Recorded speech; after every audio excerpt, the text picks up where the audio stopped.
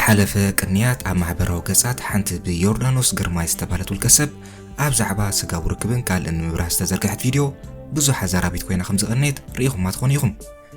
ንሳ ኣብታ ቪድዮ ከምዚ ብምባል ተዛሪባ ነይራ።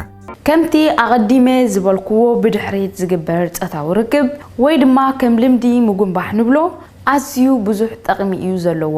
ካብቶም ጥቕምታት ንኣብነት ክጠቅስ እንተዳ ኮይና ኣብ ጥዕና ፈጺምኩም ዘይትግምትዎ እቲ ቀዳማይ ጥቕሚ ንጥንሲ እዩ።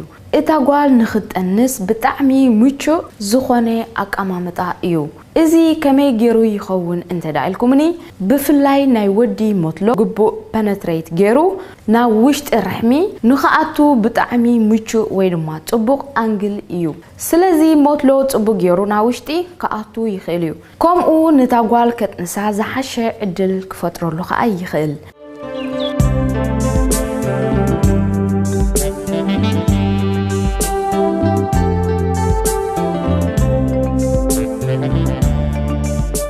ከምዚ ክትሰምዑ ፀናሕኹም ብሕፅር ዝበለ እዚ ዓይነት ኣቀማምጣ ወይ ሴክስ ፖዚሽን ንመጥለዎ ተባዕታይ ናብ ርሕሚ ጓል ኣንስተይቲ ብዝግባእ ንክኣቱ ስለ ዝሕግዞ እታ ጓል ኣንስተይቲ ንክትጠንስ ዝለዓለ ተኽእሎ ከም ዘለዋ ከተብርህ ፈቲና። ነዛ ቪድዮ ኣብ መወዳእታ ክንምለሳ ኮይና ንሕጂ ግን ጓል ኣንስተይቲ ብኸመይን መዓስን ክትጠንስን ዘይክትጠንስን ትኽእል ክንርኢና። ሰናይ ምክትታል።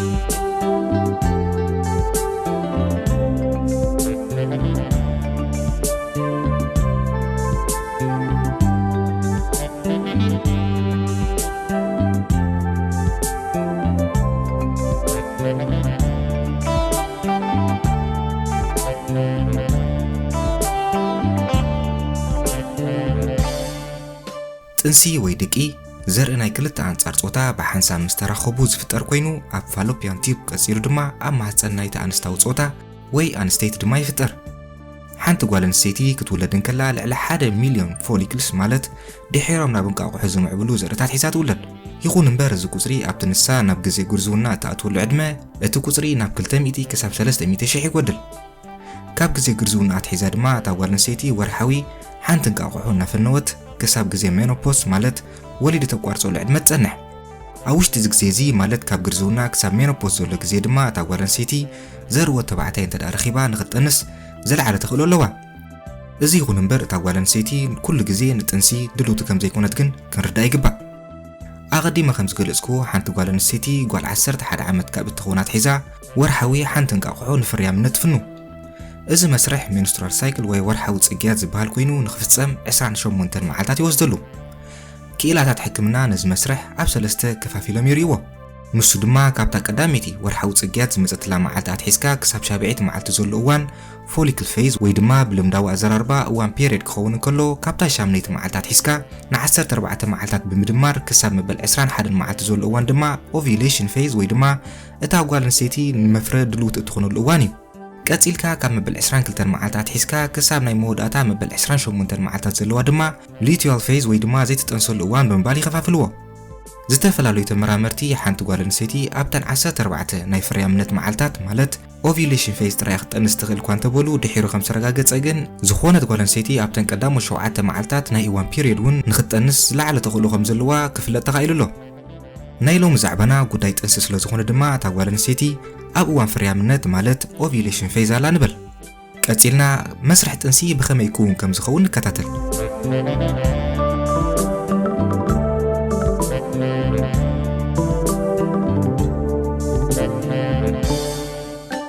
ኣብ ግዜ ጾታዊ ርክብ ኣስታት 300 ሚልዮን ዝኾኑ ዘርእዎ ተባዕታይ ናብ ርሕሚ ጓል ኣንስተይቲ ክኣትዉ እንከለዉ ካብኣቶም ብሚልዮናት ዝቑጸሩ ተደፊኦም ደጎ ይወጹ።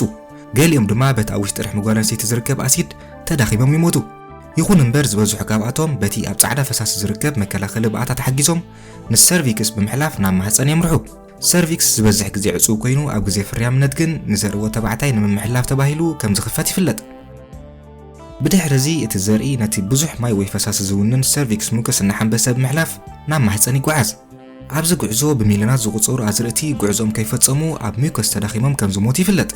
ብድሕሪዚ እቲ ዘርኢ ኣብ ማህፀን ምስ በጽሐ ብምጭባጥ ናይ ማህፀን ጭዋዳ ማለት ማስኩላር ዩትሪን ተሓጊዙ ጉዕዞኡ ናብ እንቃቑሑ ትርከበሉ ፋሎፒያን ቲዩብ ይቕጽል።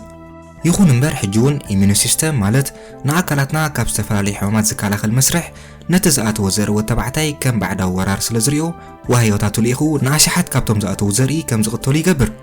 ብድሕሪዚ ፍርቂ ካብቶም ዝተረፉ ዘርኢ ናብ ሓደ ጨንፈር ናይ ሻምብቆ ፋሎፒያን ቲዩብ ከብሉ እንከለዉ እቶም ዝተረፉ ፍርቂ ድማ ናብቲ ንፍርያምነት ዝተዳለወት እንቃቑሑ ትርከበሉ ጨንፈር ፋሎፒያን ቲዩብ የምርሑ።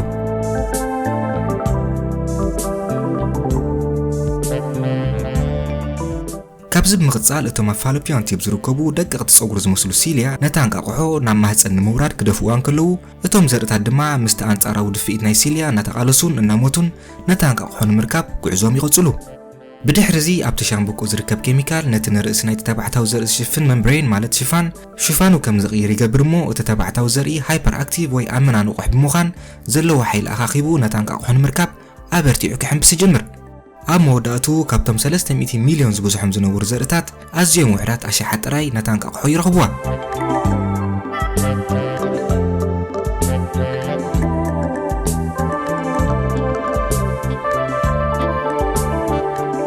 ኣብዚ ግዜ እዚ ታንቃቑሖ ብኮሮና ራድያታ ዝተባሃሉ ዋዮታት ተሸፊና ወይ ተኸቢባ ትጸንሖም። እቶም ዘርእታት ድማ ነቲ ዞና ፔሉሲዳ ዝተባሃለ ግዳማዊ ክፋል ናይ ታንቃቑሖ ንምርካብ ፍሒሮም ክኣትዉ ይጀምሩ። እቲ ዘርኢ ነቲ ክፋል ምስ ረኸቦ ምስቶም ኣብኡ ዝጸንሑ ስፐርም ሬሴፕተርስ ማለት ንዘርኢ ወዲ ተባዕታይ ዝቕበሉ ብኣታ ይራኸብ። ብድሕሪዚ እቶም ኣክሮሶምስ ንመሕቀቂ ዝኸውን ዳይጀስቲቭ ኢንዛይም ከመንጭው ይጅምሩ እሞ እቲ ዘርኢ ብኡ ተሓጊዙ ነቲ ቀጸላ በሲዑ ይኣቱ። ንዞና ፔሉሲዳ በሲዑን ውሽጢ ምስ ኣተወ ምስቲ ፈሳሲ ዝመልአ ኣብ ልዕሊ ሰል መምብሬን ናይ ታንቃቑሖ ዝርከብ ቀጸላ ይራኸብ። ቀጺሉ ነቲ ፈሳሲ ዝመልአ ቀጸላ ዝተንከፈ ዘርኢ ድማ ነታ እንቃቑሖ ይረኽባን ከም እትፈሪ ይገብራን። ብድሕሪቲ ኣድካምን በዳህን ዝኾነ ጉዕዞ እቲ ዘርኢ ምስ ሰል መምብሬን ማለት ሽፋን ናይ ታንቃቑሖ ይራኸብ ወይ ይጣበቕ። ብምቕጻል እቲ ሰል መምብሬን ወይ ሽፋን ይኽፈት እሞ እታ እንቃቑሖ ድማ ነቲ ዘርኢ ሰሒባ ትእትዎ። ብድሕሪዚ እቲ ሽፋን ተዓጽዩ ካልኦት ዘርእታት ንኸይኣትዉ ክከላኸል ይጅምር። ቀጺላ ታንቃቑሖ ነቶም ዝተረፉ ዘርኢ ካብኣ ከም ዝርሕቑ ዝገብር ኬሚካል ብምንዛሕ ሓደ ዘይነኩል ንፍርያምነት ዝኸውን ሽፋን ክትሰርሕ እንከላ እቲ ላዕለዋይ ክፋል ናይ ዞና ፔሉሲዳ ድማ ነቶም ዝመፁ ዘርኢ ከም ዘይመሓላለፉ ገይሩ ይዓጽዎ እሞ እቶም ካብ 72 ሰዓታት ንላዕሊ ብህይወት ክጸንሑ ዘይክእሉ ዘርእታት ድማ ነታ እንቃቑሖ ከይረኽብዋ ይሞቱ።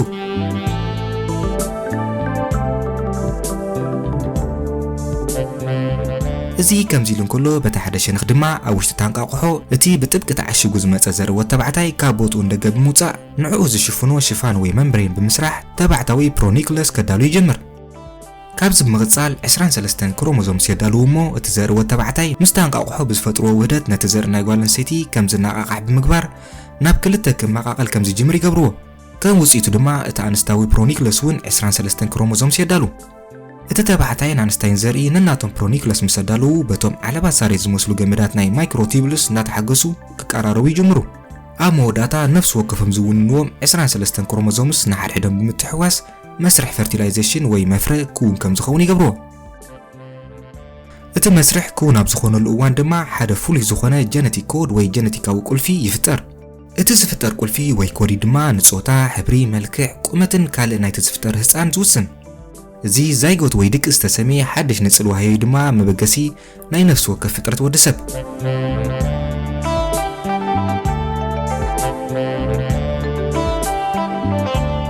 መስርሕ ምድቓል ብዓወት ምስ ተዛዘመ እቶም ጸጉሪ ዝመስሉ ሲልያን ፋሎፒያን ቲዩብን ብሓባር ብምዃን ነቲ ዛይጎት ወይ ድቂ ብጥንቃቐ ቀስ ገይሮም ናብቲ ህፃን ክሳብ ዝውለድ ዝቕመጠሉ ቦታ ማለት ማፀን ከም ዝወርድ ይገብርዎ።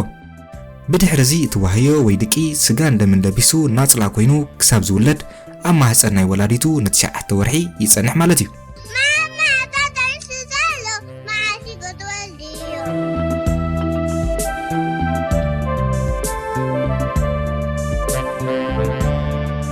እምበኣር ከስ ሕጂ ደጊምና ናብታ መበገሲትና ዝኾነት ቪድዮ ንመለስ።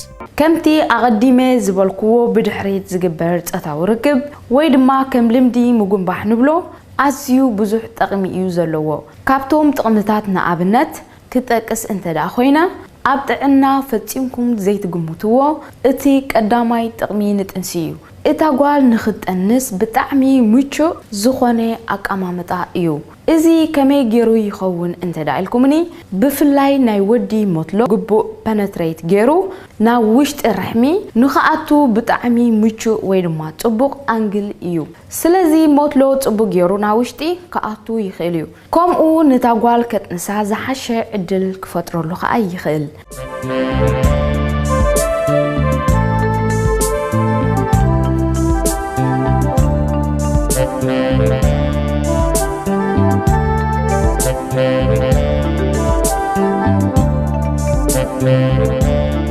مباركس بز أقاطامي كمحل الفوز دل ملخت انت الأهليو حانتو قالن سيتي اتتنس أبت تنصر الوقتي مالت fertilization phase سلسان حدد أمبر زتفلالي أقاممتاتات سلستتقمت ويدما متلو وتبعتاي بزقبا أو استرحمي ويبلعتو قالن سيتي سلزاتوا زي مخانو كنفلت يقبا حانتو قالن سيتي أبتن مفردلو تزغونت الأوان زرو وتبعتاي أوشتو كنا أبكا برحمة ويبلعتها مزفسس كتأنس زلوات تخلو أزيلو علم مخانو دأمبر እታ ጓል ኣንስተይቲ ዝተፈላለዩ ኣቀማምጣታት ብምኽታላ ወይ እውን መጥለዎ ተባዕታይ ብዝግባእ ብምእታውን ዘይምእታውን ንመስርሕ ጥንሲ ክውን ክገብርን ዘይክገብርን ዘርኢ ዝኾነ ብስነ ፍልጠታዊ መጽናዕቲ ዝተረጋገፀ ጭብቲ ከም ዘይብሉ ዝተፈላለዩ ክኢላታት ሕክምና ይዛረቡ። ስለዚ ጓል ኣንስተይቲ እትጠንስ ኣብ ወቕቲ ምፍራይ ማለት fertilization phase ስለ ዝጸንሕ ጥራይ እዩ። Number 2, sexual positions. Sperm will be seen in the cervical canal seconds after intercourse, and that is regardless of the sexual position. So, there is no specific sexual position recommended when we're trying to get pregnant.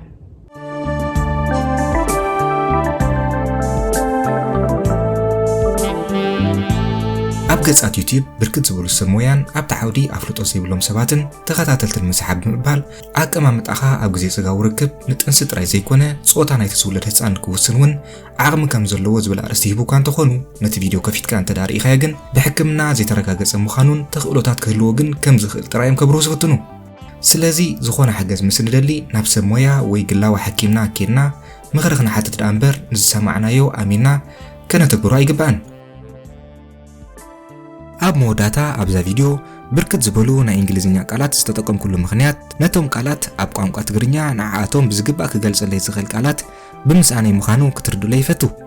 ብምቕጻል ንሎም ዝሓሰብክዎ ጓል ኣንስተይቲ ዝተፈላለዩ ኣቀማምጣታት ብምኽታላዶስ ወቕታ ስለ ዝኣኸለ እያ ትጠንስ ንዝብል ሕቶ ንምብራህ ዘዳለኽዎ ቪድዮ ነዚ ይመስል። ካብዛ ቪድዮ ቁሩብ ፍልጠት ረኺብኩም ክትኮኑ ድማ ተስፋ ይገብር። ኣብ ዝቕጽል ብኻልእ ዝትሕዝቱ ቪድዮ ክሳብ ንራኸብ ሰላም።